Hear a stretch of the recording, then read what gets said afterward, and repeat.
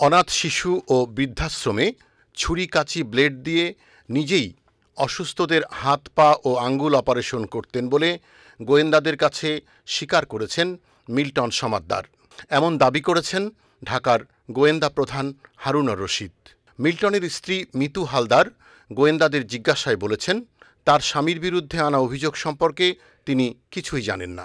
তবে তদন্তকারীরা বলছেন, ওই আশ্রমে নিয়মিত যাতায়াত করা মিতু কোনোভাবেই দায় এড়াতে পারেন না। মিতু হালদার মানবতার মুখোশের আড়ালে নানা অপকর্মে অভিযুক্ত মিল্টন সমাদ্দারের স্ত্রী। স্টাফ নার্স হিসেবে চাকরি করেন ঢাকার হৃদরোগ ইনস্টিটিউটে। জিজ্ঞাসাবাদের জন্যে তাকে ডাকা হয় মিন্টু রোড ডিবি কার্যালয়ে। রোববার দুপুরে দফায় দফায় তাকে জিজ্ঞাসাবাদ করেন তদন্ত তদারককারী গোয়েন্দা কর্মকর্তারা। আমি আইনের প্রতি শ্রদ্ধাশীল।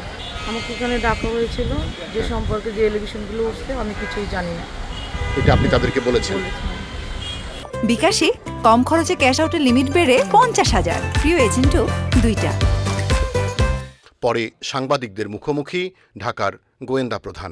গরিব অসহায় মানুষগুলি যে চিকিৎসার জন্য অনেক সময় অপারেশনের প্রয়োজন হতো, কত পচন ধরেছে হাতে, সে হাতও কেটে ফেলতো, আঙ্গুল কেটে ফেলতো, ব্লেড দিয়ে সে কেটে ফেলতো, এই যে রক্ত বের হতো এবং সে শেখা এবং এই যে ব্লেড ছুরি দিয়ে কাটাছেঁড়া রোগীরা যে কষ্ট পেত, আর্তনাদ করত, এই মাদকাসক্ত মিল্টন পৈশাচিক আনন্দ উপভোগ করতেন। সে কিন্তু স্বীকার করেছেন তার অপারেশন থিয়েটারে ছুরি আছে, ব্লেড আছে, এগুলো আমরা উদ্ধার করেছি, এগুলো দিয়ে সে করতে, সে নিজেও স্বীকার করেছেন। ডাক্তারের কাছে পাঠান নাই, সে নিজে একজন নার্স, সে স্বীকার করেছে সেখানে যেতেন।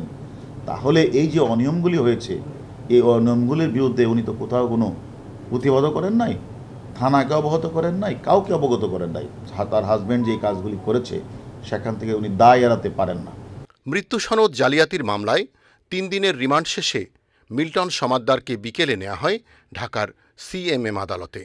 নতুন করে শিশু অপহরণ মামলায় গ্রেপ্তার দেখিয়ে 7 দিনের রিমান্ড আবেদন করেন তদন্তকারী গোয়েন্দা কর্মকর্তা। অন্য অভিযোগে আরও একটি মামলা রয়েছে মিল্টন সমাদ্দারের বিরুদ্ধে। Enamul Kabir Rupam, channel I, Dhaka.